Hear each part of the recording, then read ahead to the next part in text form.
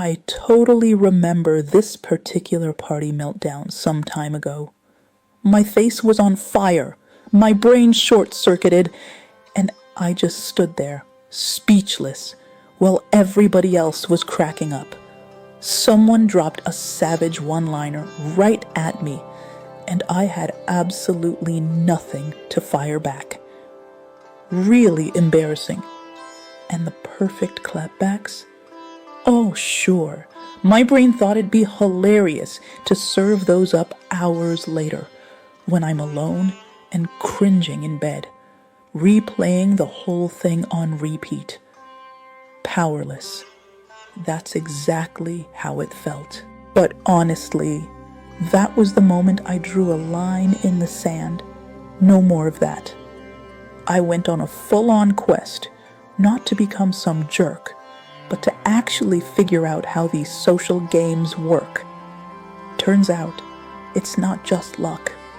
There's a method to madness. Those people who always seem to run the room, they get the unspoken rules. You could call it dark psychology, knowing which buttons to press, sometimes so smooth you don't even notice. And hey, before you get worried, I'm not here to help you turn evil, promise. It's about knowing how this stuff works so you can stand your ground and steer the conversation when you need to. These 7 little tricks, they're basically my secret weapon for not getting steamrolled anymore. If you're curious and interested to know more, go ahead and subscribe, hit that like button, maybe share with your friends, and tap the notification bell so you don't miss the next video. Quick one before we dive in. These tricks are legit powerful, so use them for good, alright? A lot of manipulative people use this stuff to mess with others, but we're all about spotting it, using it responsibly, and making sure nobody pushes you around. That's how you get real confidence, by being the captain, not just getting tossed around in someone else's storm. Trick number 1, nonverbal dominance. Here's the deal. Most communication isn't even about what you say. It's all about how you show up. People who take charge, they do it with their body language. Stand tall, roll those shoulders back, and don't be afraid to take up a bit of space. It quietly tells everyone, yeah, I belong here. Biggest one, eye contact. Hold it steady, whether you're talking or just listening. If you look away first, people notice. Hang on to that gaze, and suddenly you've got everyone's attention. And slow down your speech. It makes people lean in, waiting for your next words. Basically, nail your body language, and you're already halfway to setting the vibe. Trick number 2, strategic silence. Alright, this one's gold. People get weirdly uncomfortable with silence, but if you can handle it, you're in control. Someone throws a tough question or a snarky comment your way, don't rush to answer. Just pause. Hold their eye contact. Let the silence hang out for a second or two. You'll look calm, confident, totally unfazed. The other person? Odds are they'll get squirmy and start talking again. Maybe even oversharing or backpedaling. You just took control of the moment without saying a word. It really feels good. Trust me. Trick number 3, reverse psychology. This one's a classic because it works. People hate being told what to do. So if you want something, suggest the opposite. Say you want to go to a party, but don't want to sound desperate? Try, sounds fun, but I'm probably not their vibe.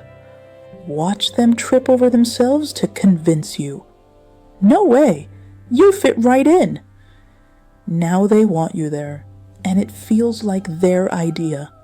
Win-win, right? Stick around. The next tricks are even better. Trick number 4, triangulation. Okay, here comes the juicy one. Triangulation is kind of like stirring the pot, but with extra drama. Someone pulls a third person into the conversation, maybe to make you feel left out, maybe to get you competing, or honestly, just to show off that they've got backup. It's like, hey, Sarah totally nailed this point last week. She was honestly brilliant. Suddenly, you're not just talking to one person. You're up against an imaginary Team Sarah. It's sneaky, makes you second guess yourself, and just eats away at your confidence. Once you spot it though, you can just laugh it off. No need to let it mess with your mood. Trick number 5, guilt tripping. Ah, the classic guilt trip. Everyone's had this one thrown at them at least once. Someone wants you to do something, so they get all dramatic and make you feel like the worst for not doing it. Oh, it's fine. I shouldn't have expected you to remember. Or, don't worry, I'll figure it out by myself. The translation? You hurt my feelings, so now you owe me. The thing is, guilt tripping works because most people genuinely want to be good friends or partners.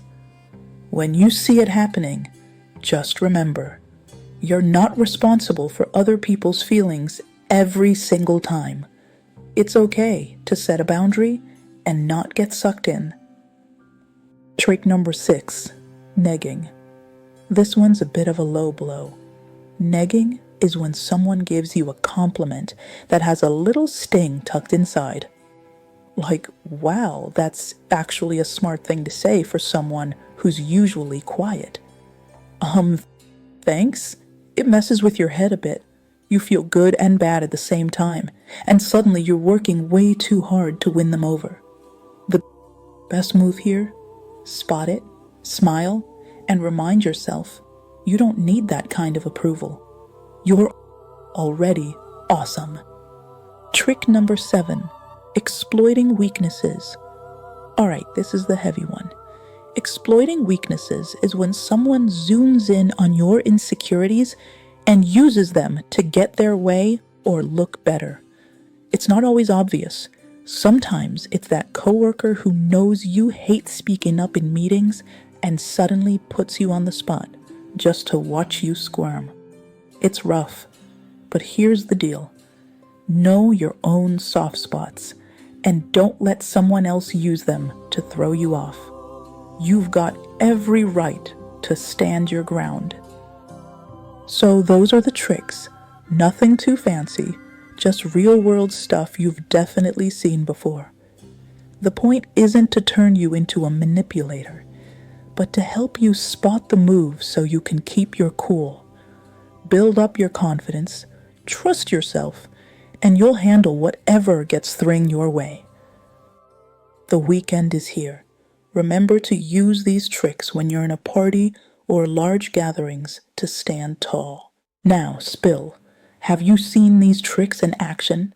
Maybe you've got a story where someone tried one on you, or, oops, maybe you tried it yourself? Share your stories in the comments. We're all just learning as we go, right? And don't forget to also subscribe and turn on the notification bell so you don't miss out on my new videos.